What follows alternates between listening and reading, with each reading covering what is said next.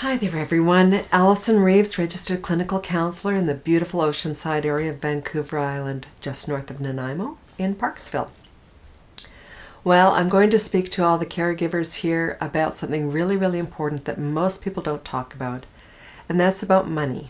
Okay, money is such a taboo subject in our culture, unless you're talking about RSPs and investments and stocks and things like that. However, or the lottery. What happens for most of us when we develop a chronic physical illness, we aren't able to earn as much money and we might end up stopping our earning capacity. And all of a sudden we discover about our insurance policies, how we might just be able to go on to disability, possibly if we've got that, maybe not, and how difficult it really is. And you as the caregiver are probably having to do a lot of the paperwork, for the CPP disability and all sorts of things to do with Revenue Canada.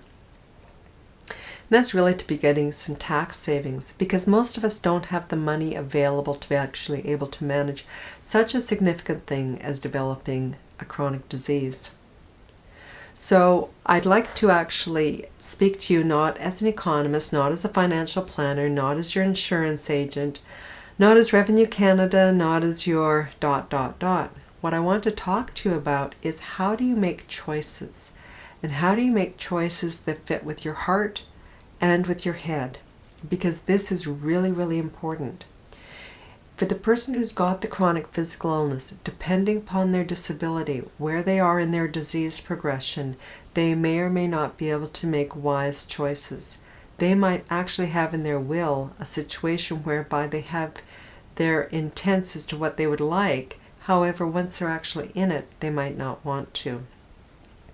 The thing about this is that we never really look at the quality of life until we're actually in it. And for the caregivers, for those of us who are watching, it can really tear our hearts apart, because we are seeing that from our perspective, that person would never have wanted to live the way they're living, or would have always wanted to keep that house, or would always have wanted to keep that car, or ...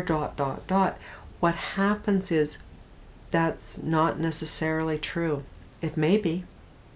However, what helps us is to come right into the here and now and actually take a step back and really do some thinking about this, because the disease is the disease is the disease, and it is most likely going to simply progress.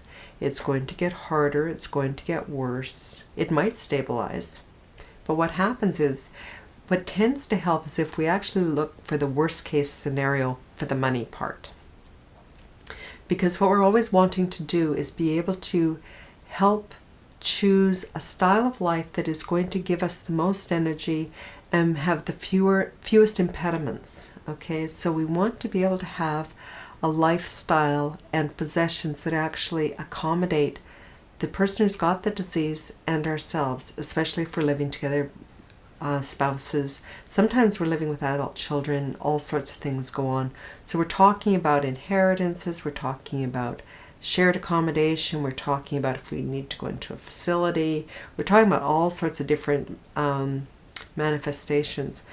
We're talking about clothing, we're talking about mechanical aids, we're talking about all sorts of things.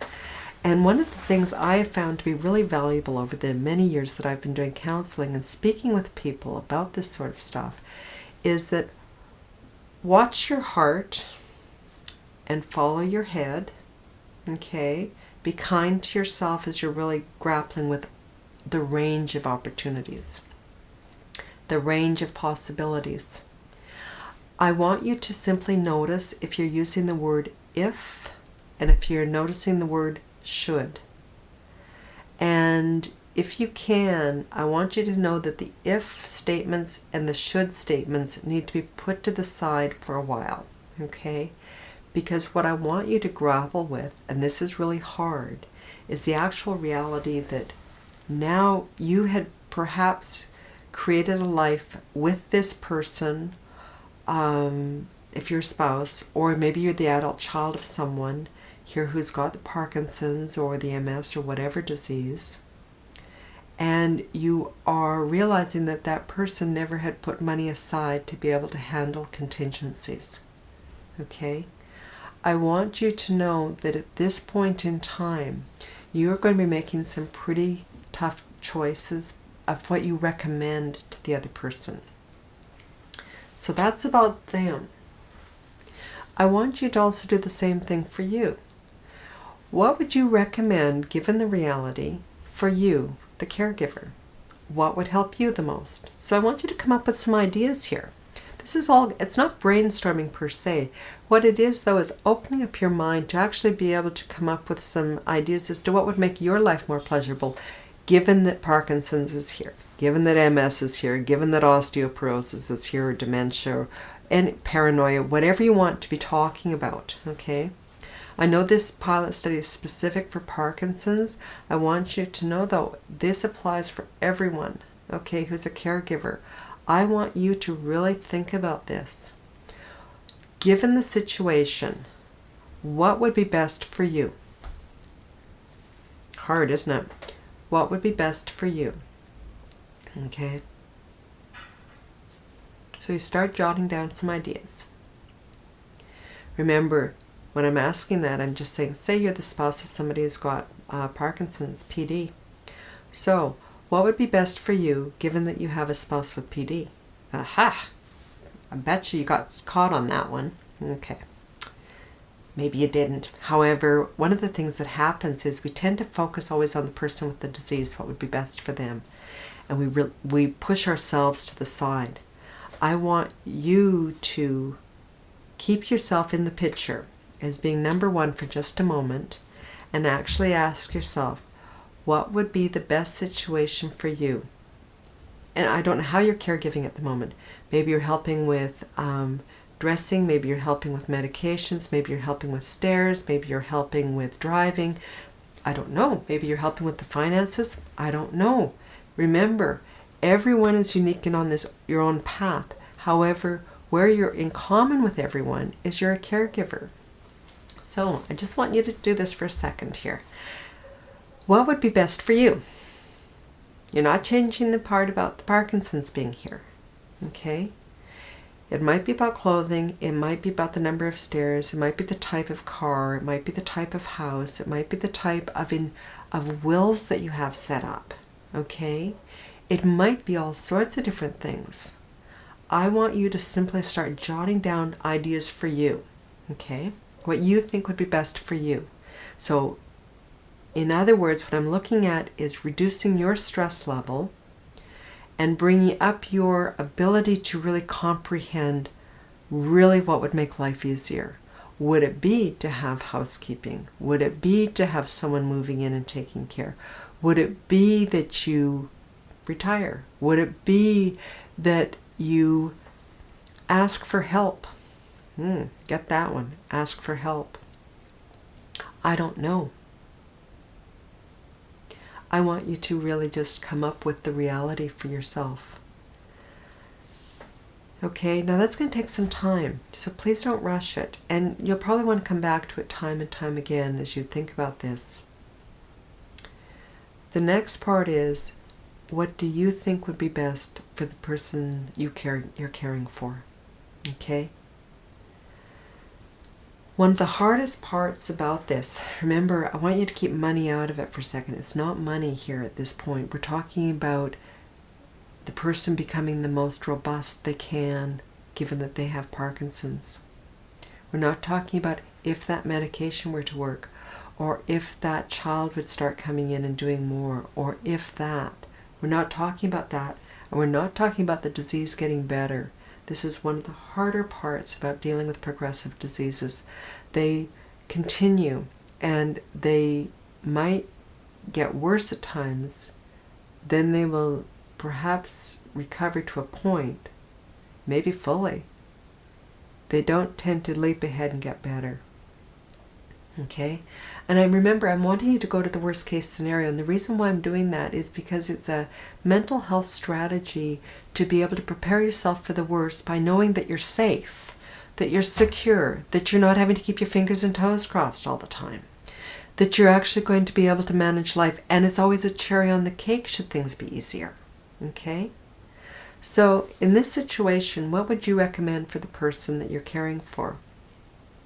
Now, this is a big deal, so just forgive me for just a moment. I'm going to talk about some reality here.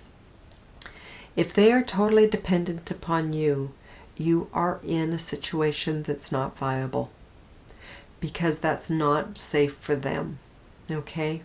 They need more than one person that they can rely on, because if anything bad should happen to you, their life is in chaos now. So, though that one can really be a hard one, I want you to realize that. And there's something else, and this is a very important part about care. The person we're caring for might, no offense, might be sick and tired of you. No, that might be true. However, they might want just more than you in their lives. So if you're finding their life is getting smaller and smaller and smaller and more reliant upon you, things need to shift. And I want you to know that money is not the issue, okay? We're talking about quality of life here. So I want that to simply be opened up. What do you think would be best for them? Then ask them, what do you think would be best for me? Now remember, that's an open-ended question, so earlier on in the disease it's much easier to handle than later on. If it's a bit later on, you can start saying, do you think it would be best for me if I were living in a condominium? Do you think it would be best for me if I went to an automatic car rather than manual? Do you think it would be best for me that I relied on taxis rather than having a car? You know, so it's yes, no answers. Do you think it would be best for me if I gave up my high heels? Do you think it would be best for me if I gave up working full-time and went to part-time? What do you think would be best for me? Do you think it would be best for me if I began having more outings for the opera? Do you think it would be ... Okay? Then after you've heard from them, hopefully either with yes, no answers, or just with ability of being able to extrapolate a bit, then ask them, what do you think would be best for you? And again, hear the ifs and the shoulds, and hear if it's totally reliant upon you, being able to care for them and do for them what they would like, regardless of your ability or desire to help that much. Really listen to it, and start to begin a dialogue here where you're starting to get a fuller picture.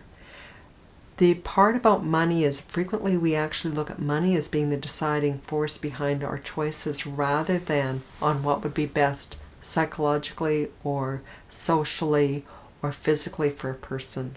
We tend to just find out, well, this is what we can afford and this is what we can't, so we just won't even go there. You'd be surprised at the amount of creativity that can actually be out there. And this can begin conversations with people.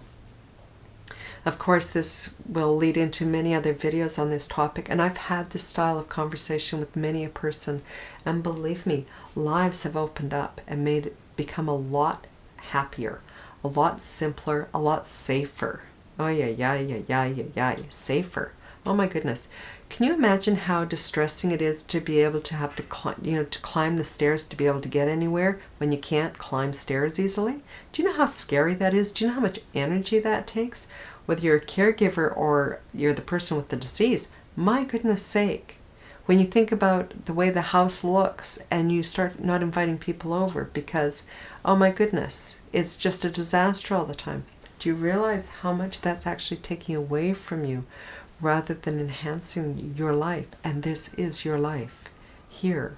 So I wanted to just say thank you very much for listening. My name is Alison Reeves, registered clinical counselor in private practice in the lovely Oceanside part of British Columbia. And listen to this time and time again. You might get different ideas. Remember, this is a process, but money isn't the thing to guide you, okay? Please. It rarely works. Thank you. Bye-bye.